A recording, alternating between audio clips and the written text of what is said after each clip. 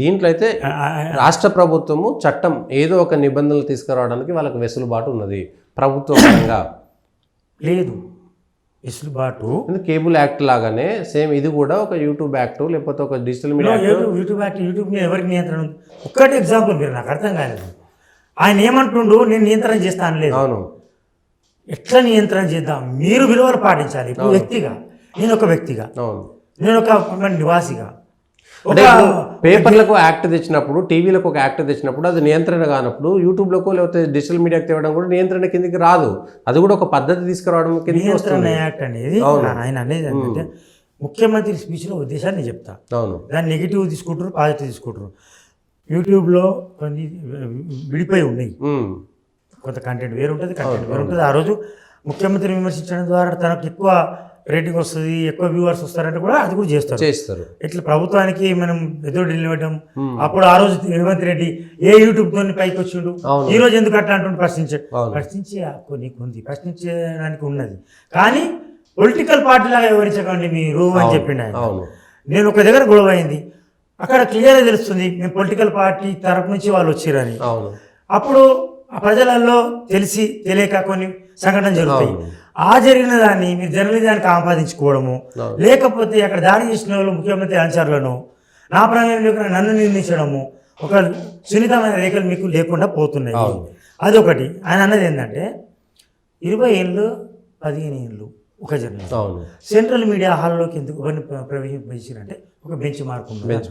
ఇప్పుడు ఇక్కడ కూడా బెంచ్ మార్క్స్ ఉన్నాయి, ఇక్కడ కూడా ఎథిక్స్ ఉన్నాయి, బెంచ్ లైన్స్ ఉన్నాయి, ఇంటర్నల్ లైన్స్ ఉన్నాయి, అది ఎథికల్ లైన్స్.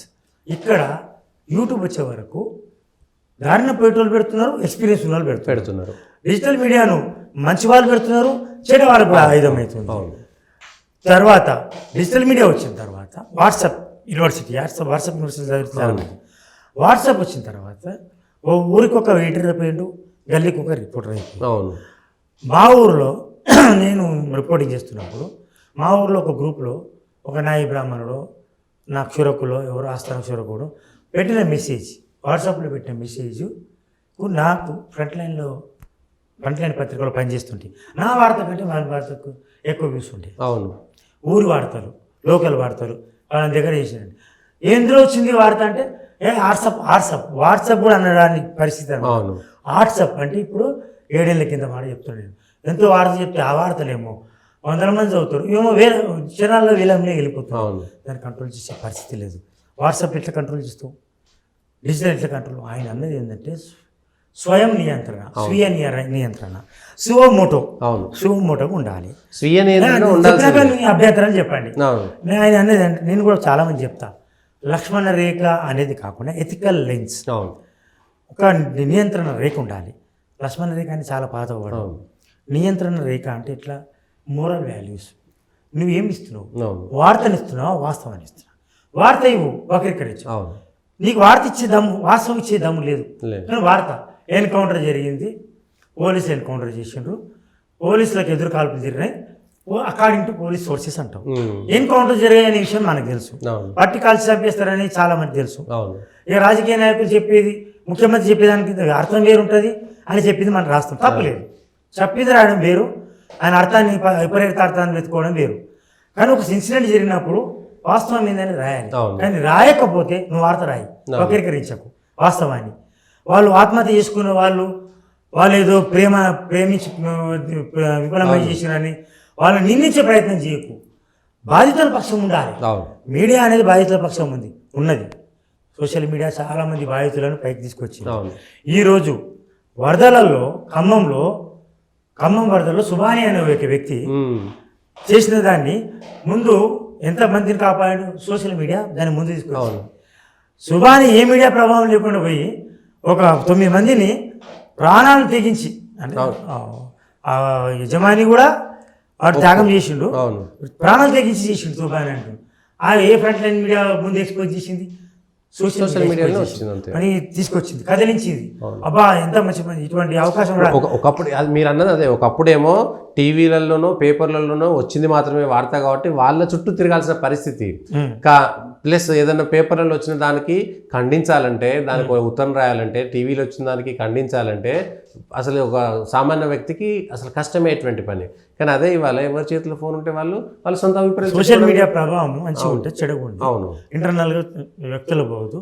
వాడు ఏమంటాడు, పలానా దగ్గర ఒక హార్ట్ పేషెంట్ జీన దయని అనిచ నికృష్ట దుర్భర ప్యారిస్లో కొట్టుమిట్టాడుతున్నాడు, ఆయన హార్ట్ ఆపరేషన్ కావాలి, మనలో ఒక లొకాలిటీ ఒక వ్యక్తి అని ఏం చేస్తారు, వాట్సాప్ మెసేజ్ పంపుతారు. అవును మీరు చేయాలనుకుంటే వాస్తవాలు పరిశీలించుకోండి. అవును ఆయన హాస్పిటల్లో ఉన్నాడు, ఆయన నంబరే ఇస్తున్నాం అవును గూగుల్ నంబర్. ఇంతకుముందు ఏమో డబ్బులు వసూలు చేసేవాళ్ళు, అవును దాంట్లో కొంత మిస్లీడ్ అయ్యేది, కొంత మిస్అప్రాప్రియేట్ అయ్యేది. ఇప్పుడు గూగుల్ నంబర్ వచ్చింది, నిర్ధారించుకోండి, మీరే వేయండి ఏమి ఇస్తారు. వేసి మాకు చెప్తే మేము మీకు కరోనాలో ఎంతమందిని ఆదుకున్నాం. అవును నేను అంటే అప్పుడు నమస్తే తెలంగాణ పత్రికలో నేను రాసిన పత్రికలో రాస్తే 10 మంది స్పందించారు. నేనే అదే వాట్సాప్లో ఒక ఆర్యవైశ్య కమ్యూనిటీ, అదే వార్త, ఒక మాది కమ్యూనిటీ కావచ్చు, ఒక రెడ్డి కమ్యూనిటీ, సామాజిక మాధ్యమాలలో సామాజిక కమ్యూనిటీస్ ఉన్నాయి. ఈరోజు ప్రతి కమ్యూనిటీకి ఒక వాట్సాప్ గ్రూప్ ఉంది. ఆ గ్రూప్లో ఆర్యవైశ్య గ్రూప్ కావచ్చు, ఏదైనా వాడు చనిపోతాడేమో అని నేను బాధపడుతూ ఒక మెసేజ్ పంపించిన, మీ పత్రిక మీ కులం దాంట్లో మీ సామాజిక మాధ్యమంలో వేయండి. వేస్తే ఏమైంది, వాడికి మొత్తం కుటుంబాలే బతికిపోయినాయి. పైగా వాళ్ళకు ఫుడ్ వాళ్ళు చనిపోతారు, ఇక వాళ్ళు మరో మార్గం లేదనుకున్న దశలో ఈ సామాజిక మాధ్యమాల ద్వారా వాట్సాప్ మెసేజ్ల ద్వారా జీవితాన్ని నిలబడ్డాయి. ఈరోజు మంచిని ఎక్కువ ఎక్స్పోజ్ చేస్తున్నాం. పలానా దారిన పోయినంత మంచి ఒక మట్టిలో మాణిక్యాలను వెలుగు తీస్తున్నారు. ఒక ఆటను, ఒక పేదల బతుకులను ఒక కాంతిరేఖ, అంటే కళ్ళల్లో నీళ్ళు ఉన్న దగ్గర కాంతిరేఖను తెస్తున్నారు వీళ్ళు. మెయిన్ మీడియా ఏం చేసేదంటే ఎంతసేపు వాళ్ళ చుట్టూ పోలీస్, సెలబ్రిటీలు, రాజకీయ నాయకులు, వాడు పవర్ కారిడార్స్, మెయిన్ కారిడార్స్. నేను కూడా అనుకునేది, నేను ఎట్లా ఎక్స్పోజ్ కావాలి, నేను వచ్చి పర్యావరణం మీద రాస్తే వాడు అపహాస్యం చేసేది. ఒక మట్టిలో మాణిక్యం రాస్తే ఈ మాణిక్యాన్ని అపహాస్యం చేసిన సందర్భం ఉంది. పర్యావరణం మీద రాస్తే ఏం పర్యావరణం అని అనేది, ఒక పెద్ద పుల్లు రక్షించండి, ఏం పెద్ద పుల్లు రక్షించడం అని లేదండి. ఈరోజు సామాజిక మాధ్యమాల్లో ఒక పుల్లు వస్తుంది, ఒకటి అది వస్తుంది, ఎందుకు ప్రాధాన్యత అని చెప్తే అందరు వింటున్నారు, చూస్తున్నారు. మనం రాసినప్పుడు అపహాస్యం పాలయ్యేది. పవర్ కారిడార్లో వార్త రాసినోడికే వాడు హీరో, వాడు ఫ్రంట్ లైన్ రిపోర్టర్. ఇటువంటి రిపోర్టింగ్ చేసి వార్తలు చేసి అన్ని తప్పుడు మిస్ఇంటర్ప్రిట్ చేయడం. వాడు చెప్పిన దానికి ఎప్పుడైనా పొలిటికల్ లీడర్లు అంత పెద్ద స్పీచ్లు ఇచ్చిండ్రా? మనమే రాస్తుంటివి, మనమే ఇస్తుంటివి.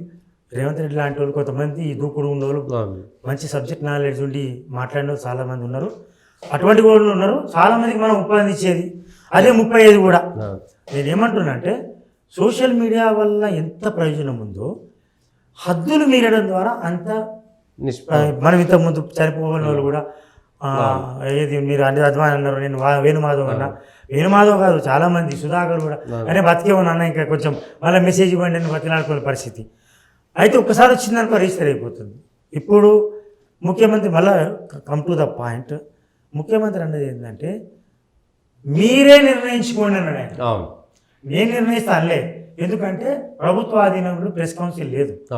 డిజిటల్ మీడియా యాక్ట్ వస్తుంది, న్యూ మీడియా యాక్ట్ అంటారు.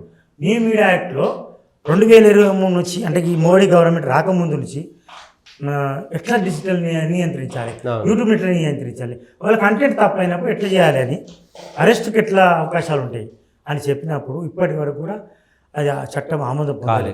ఇది ఆమోదం పొందితే అప్పుడు ఏమైతే అరెస్ట్లు ఎక్కువైతాయి. అరెస్టులు చేస్తున్నారు. ఇప్పుడు ప్రభుత్వ నిర్బంధం పెరిగింది. మళ్ళీ ఇప్పుడు రేవంత్ రెడ్డి కూడా చెప్తున్నాడు, మన ముఖ్యమంత్రి గారు, కానీ ఆయన కూడా దిలీప్ కొంతము అటువంటి అరెస్ట్ చేశారు. సరే, అందులో కొంత చెడ్డ ఉన్నది, కొంత మంచి ఉంది, పొలిటికల్ మోటివ్స్ ఉన్నాయి.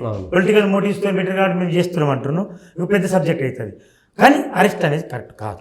ఎందుకంటే గతంలో వ్యక్తిగతంగా కుటుంబాన్ని అప్రతిష్ట పాలు చేసే విధంగా డిఫమేటరీగా చేసిన ఆయనను అరెస్ట్ చేసిన, కానీ భౌతిక దాడులు చేయాలి. గత ప్రభుత్వం కూడా కొంత లీనియట్గా ఉంది, కొంత ఉదారంగా ఉంది మీడియా పట్ల. అంటే పెద్ద ఉక్కుపాదం ఐరన్ హ్యాండ్తో డీల్ చేసినట్టు ఏం లేదు, ఉక్కుపాదంతో తొక్కినట్టు ఏం లేదు. బెదిరింపు, హుంకరింపులు చేసి గత ముఖ్యమంత్రి కూడా హుంకరించుడు, మీరు జాగ్రత్త, మీరు అట్ట చేస్తే ఎట్లా అని హుంకరించుడు. కానీ ఉక్కుపాదంతో తొక్కిన సందర్భాలు అయితే తక్కువ.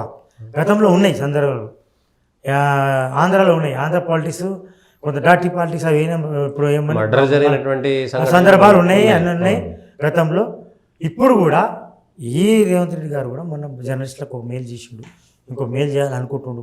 తాను ఒక వ్యక్తిగా, ఒక శక్తిగా, ఒక ముఖ్యమంత్రిగా నిలబడాలి, ఒక మంచి పేరు తెచ్చుకోవాలనుకుంటుండు.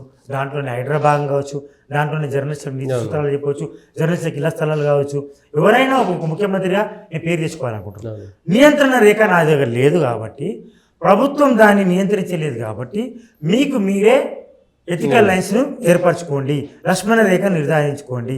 ఎట్లా ఆయన చెప్పింది ఏంటంటే, ప్రెస్ అకాడమీ ఉంది, యూట్యూబర్లను పిలిపించండి ఎవరున్నారు, అంతకుముందు కూడా పిలిపించి మాకు అనుకూలంగా వివరించండి అని చెప్పారు.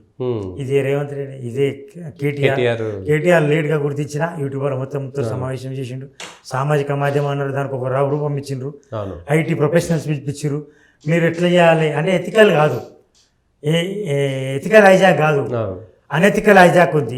హైజాక్ అంటే ఏంటంటే దాన్ని ఏమంటాము, హైజాక్ కాదు, మనం ఎథికల్ హైజాకే చేసిరు వాళ్ళు. ఎందుకంటే ఎథికల్ హైజాక్ ఏం చేసిర్రు, వాళ్ళు అనే మాటలు అనిపించారు వాళ్ళని. ఇప్పుడు డిజిటల్ మీడియా కాదు, ఇప్పుడు ఆర్టిఫిషియల్ మీడియా వస్తుంది, ఆర్టిఫిషియల్ ఇంటెలిజెన్స్ వస్తుంది, అనే మాటలు కూడా అంటున్నాం మనం. ఇప్పుడు మనమే ఇంకా డేంజర్ అవుతుంది, ఇంకా డేంజర్ అవుతుంది. దాన్ని నియంత్రిస్తాం. నియంత్రణ అనేది దీని మీద ఒక ఎథికల్ లైన్స్ చేసుకోవాల్సిన అవసరం ఉంది. ఆయన చెప్పింది కరెక్టు, ఆయన చెప్పింది తప్ప అంటలేము. కానీ ఏ యూట్యూబర్ ఎలా